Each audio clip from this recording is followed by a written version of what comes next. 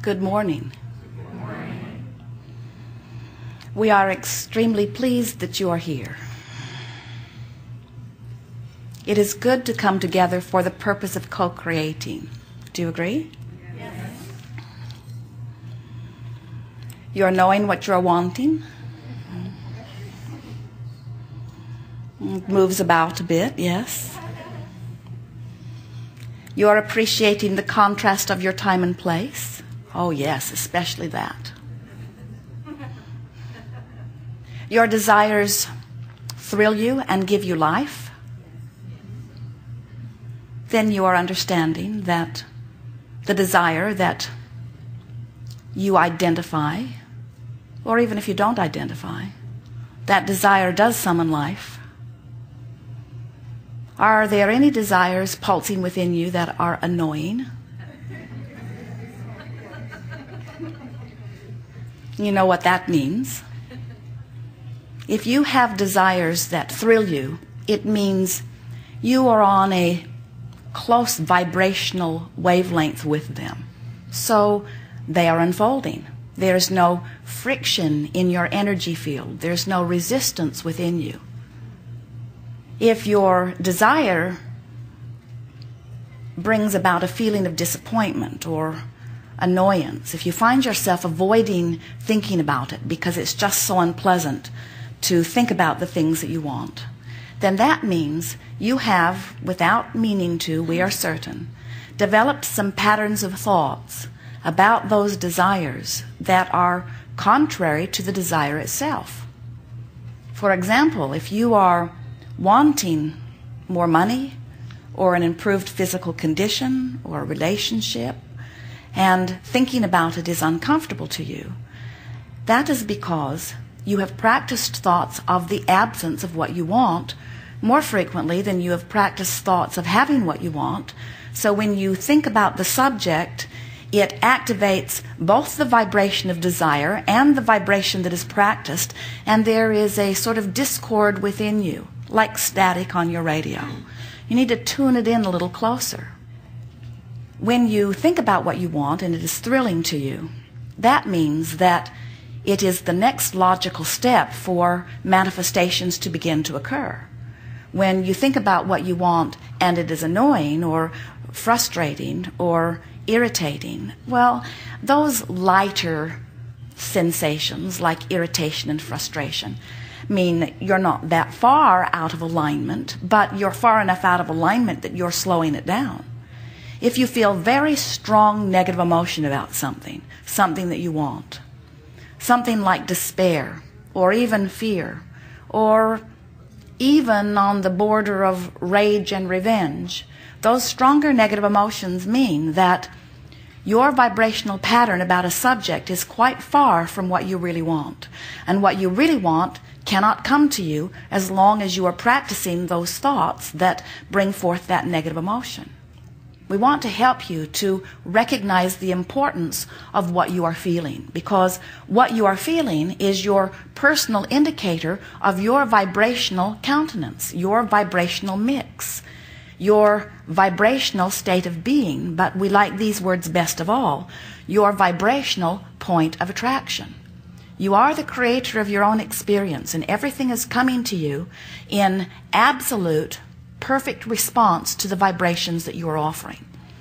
Most people, when we first meet them, have not really considered the vibrations that they are offering. Most people don't see themselves as vibrational beings. Most of you would say, well, I am human and I'm flesh, blood, and bone. And we say, you are every bit of that, but you are even more vibrational beings. And the vibration of your being, which is there because of the thoughts that you think, whether you are pondering, whether you are remembering, whether you are musing or considering, whether you are focused upon something specific in your now, whether you are anticipating something in your future, no matter what the reason for your thought or what the word that you give to the kind of thought it is, as you think, even when you don't speak, so that means all of the beasts, all of the little children who still aren't speaking with words yet, everyone is emitting a vibration. And law of attraction, this magnificent consistent, powerful engine of the universe is responding to the vibration that you are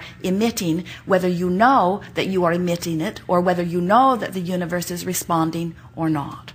So, what you think and what you get are always a vibrational match on every subject. Now, we like to make it a little more user-friendly by saying to you, what you think and what you get and what you feel is always a vibrational match. Because when you begin to make the association between what you're thinking and feeling and getting, then you have deliberate creative control of your experience.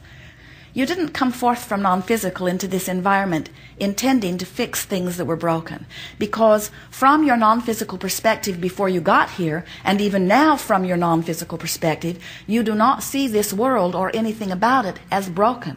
You see it as a diverse variety where every consciousness, every point of consciousness can focus and therefore create.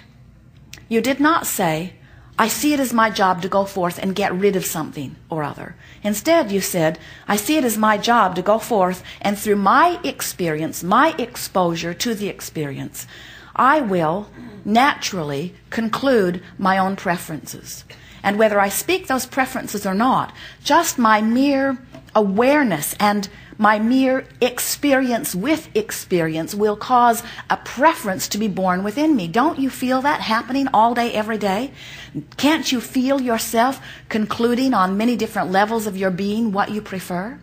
And what we want you to know that you might not remember, this is an important thing for you to remember, is that as those preferences happen within you, they are vibrationally understood. So when someone is rude to you, whether you call them on it or not, or whether you write in your diary, I wish people would be nicer to me, when someone is rude to you, that preference of being treated more nicely emanates from you. When you see something around the world that hurts your heart and you wish it were different, that wish is emitted from you vibrationally and source energy hears it. So you as an individual and you as mass consciousness are being heard on trillions of levels constantly. Even the cells of your body are emitting preference. The thing that we want so much for you to hear and remember is that when that asking occurs, and answering always comes every single time. When you ask, it is given without exception every single time. So that's where we come in. Sometimes you say, Abraham, it must not be true. It must not be true that when I ask it is given. Because there are a whole lot of things I know I am asking for clearly that aren't here. And we say, well, it isn't because they are not being given. If you are asking for things that you are not living, that are not manifesting fully in your experience, it can be for only one reason. You have vibrationally matched the absence of it more clearly than you have the presence of it. And that's easy to do, isn't it? If you've got a sickness in your body that you're noticing every day, that the doctors are pinpointing, that they've taken pictures of, they've given you a tag to tie on your toe. Oh, no, that's later. And you are observing it and feeling the discord and discomfort of it, that negative emotion that you are feeling is because you are giving your attention to something that you do not want. And giving your attention to it is, here's an important word, activating the vibration within you. So when you've activated something within your vibration that is different from what you want, the more you've practiced what you don't want, the more you activate what you don't want, and the more you disallow what you do want. So if you really want something, and you really focus often on the absence of it, you really have steady, getting stronger every day negative emotion. And if you keep that up, that negative emotion, which is this blessed indicator that lets you know your vibrational content, that negative emotion will become more emphatic. It will become a physical sensation. You might get a headache. You might get a kink in your neck. You might feel discomfort in your solar plexus. Your fingers might start aching. It shows up in all different parts of your body depending upon what the subject is and what your level of disallowance or resistance is. And so, as you begin to play with the way you feel, not trying too hard to assign words to it, although in a gathering like this it is helpful if we pinpoint with words because it helps us focus similarly. But the important thing about getting into conscious awareness of your own emotional guidance is that you intend to do the best that you can do in this moment, to feel as good as you can feel in this moment, understanding that the slightest little vibrational difference will net you a slight or sometimes substantial difference in the way you feel, but more importantly, it changes your point of attraction. From a selfish standpoint, and let's face it, a selfish standpoint is the only standpoint you've got. In other words, you cannot help but perceive through eyes of self, and you cannot help but find preferences being born within you. And so when those preferences are born, you're getting a vibrational reading on them. And as you want to pay attention to the way you feel and do, and you want to feel the relief of moving up the emotional scale, your point of attraction is going to continue to shift.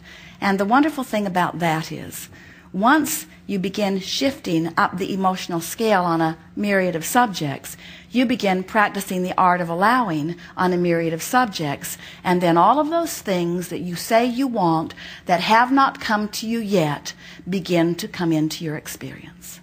Right now, they're being held in vibrational escrow, just waiting for you to vibrationally catch up. We're not kidding. 3 steps to the creative process. Step 1, you ask. You do that. You've been doing it. You can't stop doing that. Step 2, Source answers.